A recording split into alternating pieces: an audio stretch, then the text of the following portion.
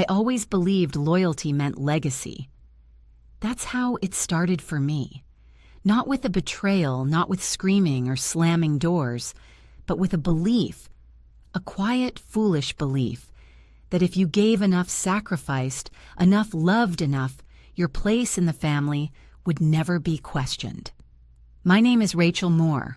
I'm 33, a photographer living in Denver, and this is the story of how I gave 7 years of my life, $70,000 to be exact, to save a house that was never mine, and how my family wrote me out of their story with a single sentence. When my mother, Diana Moore, passed away, I flew home to Boulder, not just heartbroken, but with a soft kind of trust, a fragile hope that everything I'd done, the emergency wire, transfers, the quiet mortgage payments, the late-night calls, soothing panic meant something. I sat in that lawyer's office beside my younger sister Claire and my father Gregory, still hollowed out by grief. The room was painfully still as the lawyer opened the envelope with Mom's will, ivory pages, crisp, formal. I wasn't nervous. I should have been. The reading began. I waited for my name. But it never came. Not once. The house, the savings, the shares in Mom's company, all of it went to Claire and me. Just a handwritten note, 4 words that would burn into my memory forever. Rachel is strong. Claire still needs guidance. That was it. My entire identity boiled down to a character trait. Not a daughter, not a contributor, not the one who'd carried 3 adults on a single income for years. Just strong. The lawyer kept reading, but I couldn't hear him. My ears buzzed. My chest tightened. Claire's lips parted in that stunned half-smile of someone who wins something she didn't earn. My father. He didn't flinch. He just kept staring at the table, hands folded, like this was a church service, not a financial execution. When the reading ended, the lawyer asked if there were any questions. I had dozens, but I said nothing, because somewhere inside, I knew this wasn't an oversight. It was a choice. Back at the house I had helped save from foreclosure, not once but twice, no one said a word to me. Claire disappeared upstairs, already texting. Gregory looked at me and asked if I wanted tea. Tea. After what just happened, after what I'd just read, this man offered me tea.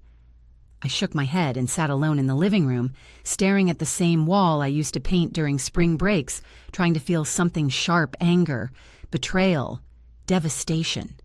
But I didn't. All I felt was clarity. They never saw me. Not really. To them, I wasn't a daughter, I was the capable one. The fixer, the backup plan. I was the Wi-Fi password, the emergency contact, the one who knew how to log into the insurance portal, but not the one worthy of a legacy. That night, I packed a small suitcase and texted my best friend, Marissa Kent, in Denver. "Can I crash with you tonight?" She replied in seconds. "Of course. Are you okay?" I didn't answer that part. As I zipped up my bag, I heard my dad's voice drift from the kitchen. Heading out, I paused. "Yeah, you'll come back tomorrow." I turned just enough to let my words carry. "We'll see." He didn't follow. He never did. I walked out the front door of a house that I had kept warm, lit and alive, and I didn't look back until I was halfway down the road. In the rearview mirror, the porch light flickered. The roof still sagged on the left, the same roof I paid $4,300 to patch last winter. And yet, my name was never in the will. That was the day I stopped asking to be chosen. And it wouldn't be the last time they tried to pull me back in like nothing had happened. But next time, I'd be ready. Have you ever been written out of someone's life after giving them everything? Tell your story in the comments. And if you're still finding your strength, don't forget to like and subscribe. We tell stories for people like you. 3 weeks. That's how long it took for anyone to reach out, not with an apology, not to explain, just a text. From my dad, Gregory, "Hi, Rachel. Hope you're doing okay. Do you still have the contact info for that tax consultant you used for the house stuff last year? No, how are you? No, I'm sorry about the will. Just another task, as if nothing had happened. I stared at the screen toothbrush and hand foam halfway down my chin. I wasn't angry. I wasn't even surprised. Just tired. 2 days later, another message. Gregory. Also, the house insurance payment's late. Do you know how your mom used to handle that? I could feel it happening, the same slow, suffocating tug back into the role they had always given me. Not a daughter, not a person, just the family's unpaid manager. So I typed back, no idea. Try asking Claire. She's the sole heir. 1 minute later, the typing bubble appeared. Gregory. She doesn't really know where to start. You were always good at this stuff. That sentence. You were always good at this stuff. Yes, I was. That's exactly why they leaned on me. Not because they respected me, not because they loved me, but because I made their lives easier. I kept the chaos quiet. I handled everything so no one else had to learn how. But when it mattered, when Mom signed that will, I was nowhere to be found. That night, I opened the budgeting spreadsheet on my laptop, the same one I had used to manage their entire household for nearly a decade. Tabs for taxes, mortgage, HOA, utility due dates, all still highlighted in green. I stared at the screen for a long time. Then I did something that felt almost holy. I deleted it. Every cell, every formula, every trace of the woman I used to be, the fixer, the silent saver, the safety net. Gone. By the end of the week, I got another message. This time from Claire. Claire, hey, do you know when the garbage pickup is? It's piling up. I think we missed a bill or something. 10 minutes later, Claire also. How did Mom usually pay the HOA fees? My fingers hovered over the keyboard, but I didn't type a single word. They had inherited the house, but not the manual, and I had finally stopped being the manual. By the second month, the texts turned less casual, more desperate. Gregory Rachel, the utility company, just called. Said we're overdue. I thought it was on autopay. I almost laughed. It had been on autopay, my autopay, for the last 3 years. I linked it to my account when Mom missed 2 payments in a row one brutal winter.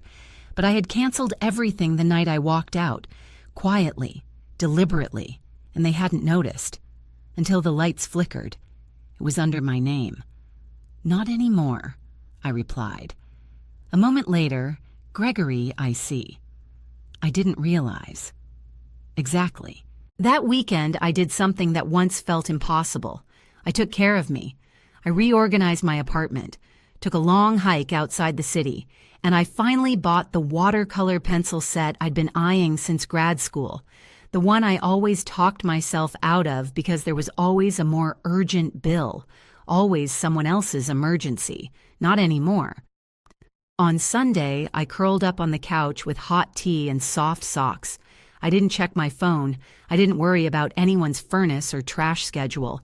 I didn't save anyone. Monday morning, a new text from Claire. Claire. So, is there like a folder somewhere with all the passwords or something? No apology, no hey, can we talk? Just a digital tug, a nudge. Like I was a locked cabinet they were entitled to pry open. That same day, I got a phone call, not a text, a call from the bank. I let it ring. The voicemail said they needed updated documents for the mortgage. It had been flagged as unverified. I deleted it. That night, as city lights glowed beyond my Denver apartment, I opened my journal and wrote one line, letting go is not the same as abandoning. And beneath it, I was never supposed to carry 3 adults. But I did. And now I choose not to. It didn't feel like revenge. It felt like relief. It was week 9 when the silence finally broke, not with an apology, but with panic. It started with a voicemail from Claire. Her voice sounded tight, almost frantic. Hey, Rachel, I think something's wrong with the water. It's not coming out right. And there's this smell. I don't know who to call. Did Mom have a plumber on file? No greeting. No, I miss you. Just straight to the ask. Later that day, Claire. Also, do you remember if the furnace ever got replaced? I think it's broken. The house is freezing.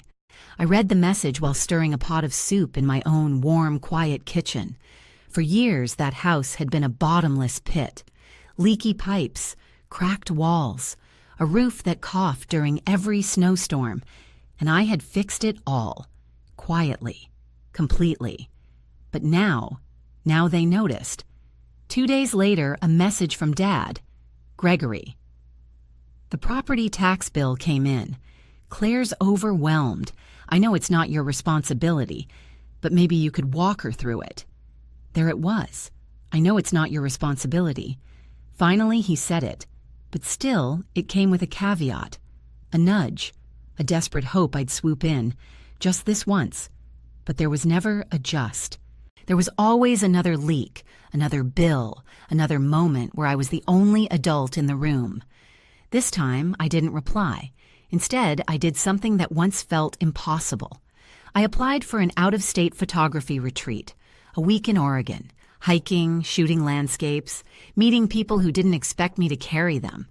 I booked it that night, and then I took a long, uninterrupted bath, no calls, no crises, no chaos. That weekend, while browsing a bookstore downtown, I ran into Mrs. Halverson, our old neighbor. She used to live 2 houses down from my parents. She looked surprised to see me.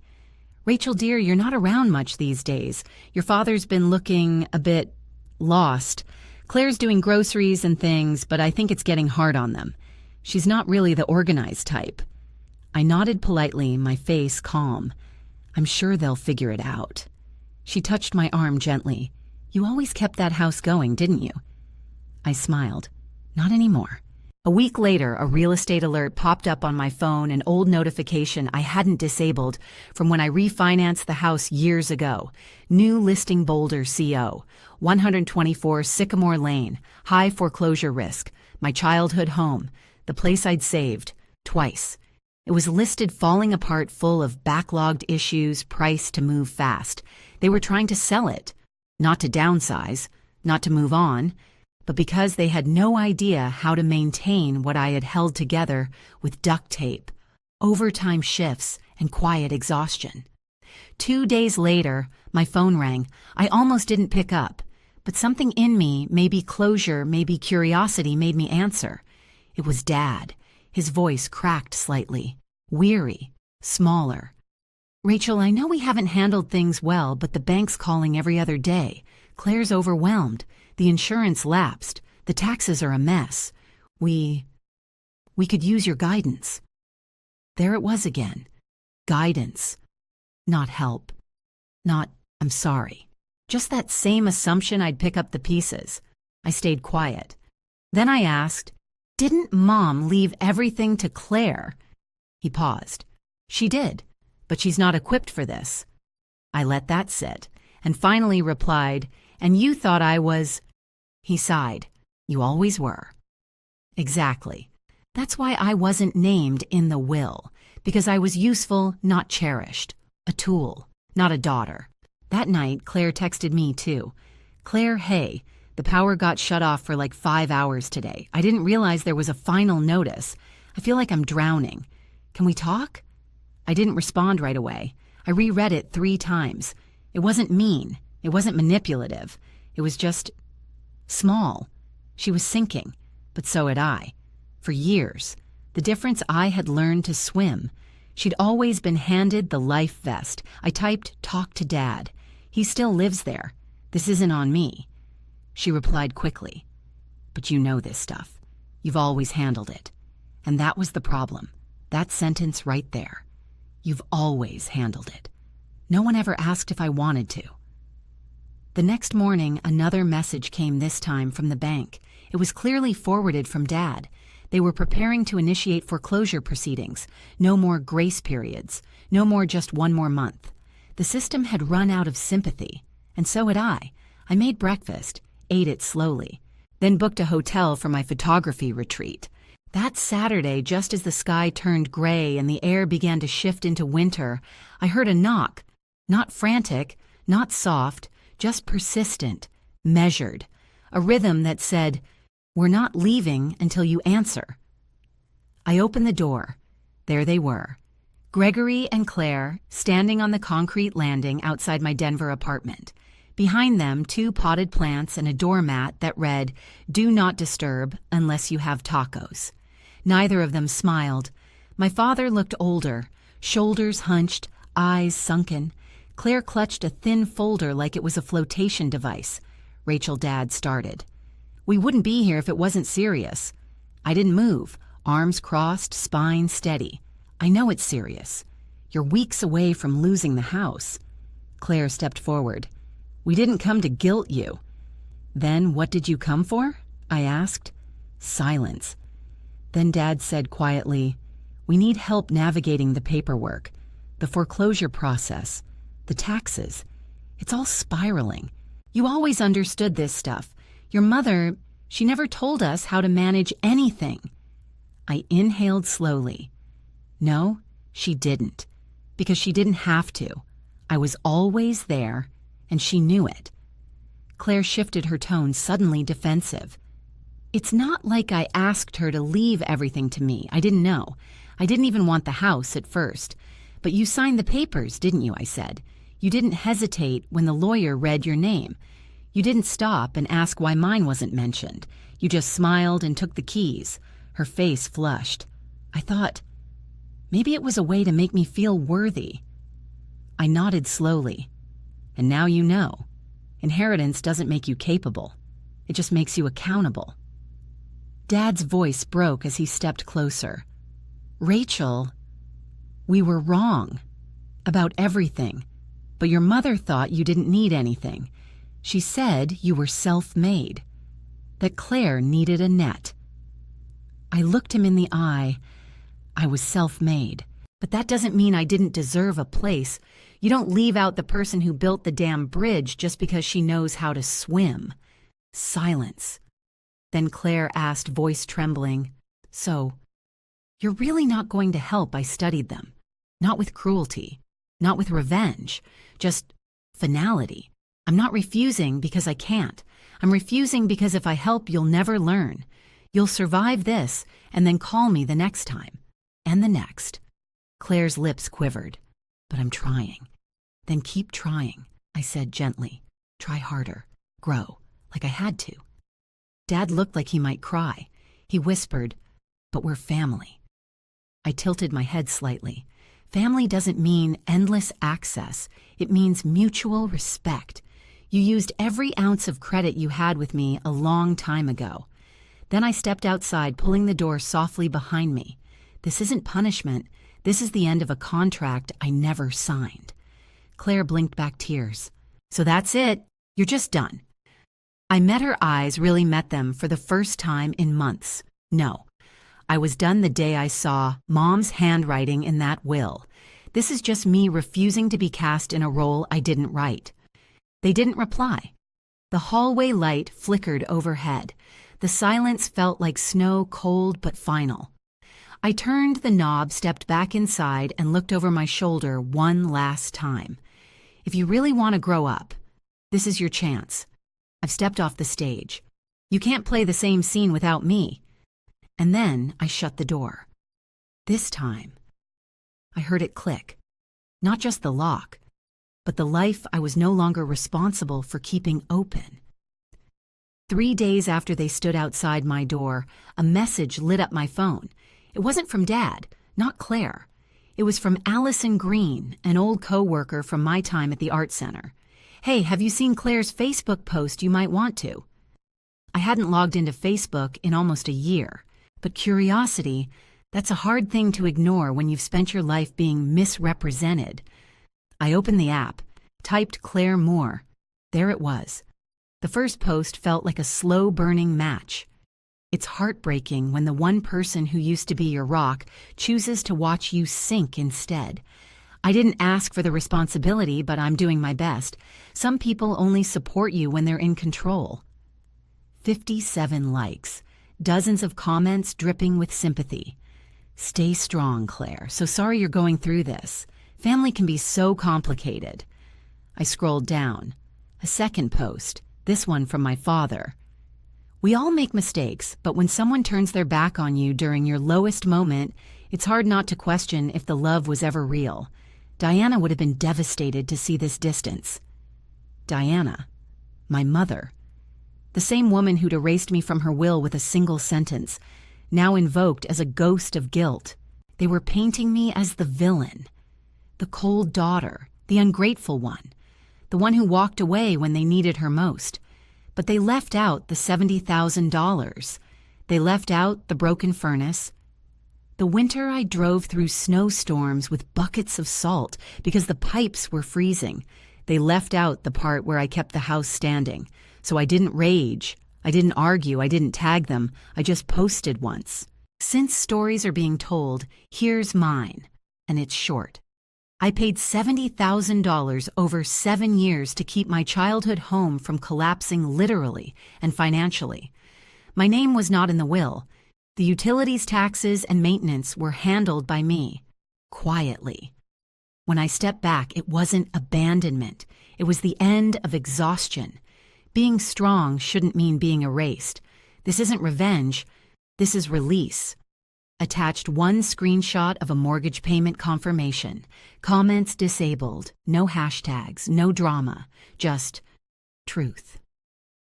10 minutes later, the post had been shared 5 times. Then 10, then 20. The private messages began to roll in. Not from strangers, but from neighbors, classmates, even 2 of Mom's old friends from church. I always wondered why you weren't around much. Now I get it. Thank you for saying what so many of us feel. You're not cold, you're clear. The next day, Claire's post disappeared. My father's account went dark. And me, I didn't feel victorious. I didn't feel smug. I felt clean. No noise, no confusion, no weight hanging in the air, just clarity. Finally given room to breathe. In the weeks that followed, everything got quiet. Not the cold silence of anger, the stillness of something finally done. I kept living. Monday mornings were for sunlight and silence.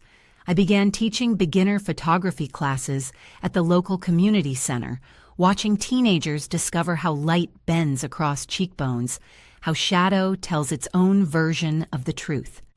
Their curiosity reminded me of mine, the one I'd buried under budgeting spreadsheets and Home Depot receipts. On Saturdays, I wandered the city with my camera. I photographed puddles reflecting telephone wires, a boy laughing behind a dripping popsicle, a woman arguing quietly on a park bench, her hand half raised in defense, her story written in the lines of her jaw. I posted the photos sometimes. No captions, no family drama, just fragments of truth, captured, framed, mine. Then one afternoon, I got a message from Tyler Bennett, an old friend from Boulder. Hey, your old house just popped up again on Zillow.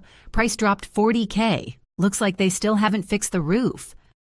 I clicked the link. The photos told a familiar story. Warped floorboards, peeling paint, a description that tried its best to romanticize ruined great bones, full of potential, perfect for renovation. But I didn't feel sad. That house had once been my burden, then my battleground, and now just a structure, 4 walls, a roof that leaked, a family that never noticed how many times I climbed it with patch kits and faith. It wasn't mine to save anymore. Months passed. Seasons turned. I went on the photography retreat in Oregon, the one I used to think I couldn't afford, not because of money, but because of obligation. I stood on cliffs where the wind almost lifted me off the ground. I filled notebooks with sketches, journal entries, and the kind of thoughts you write not for sharing, but for keeping, for remembering who you are without the noise. Eventually, I started a blog, not about my family, but about rebuilding after being drained dry, about choosing yourself after years of being chosen last. Strangers wrote to me. Some said my words made them cry. Some said it gave them courage to draw a line with their own parents, siblings, spouses. A few just said, I thought I was alone. I didn't feel brave. I just felt me. One rainy afternoon, while cleaning out a drawer, I found something wedged between 2 old sketchbooks, a handwritten letter. No date, no return address, just my name on the envelope, from Diana, my mother. Inside 4 lines. That was all.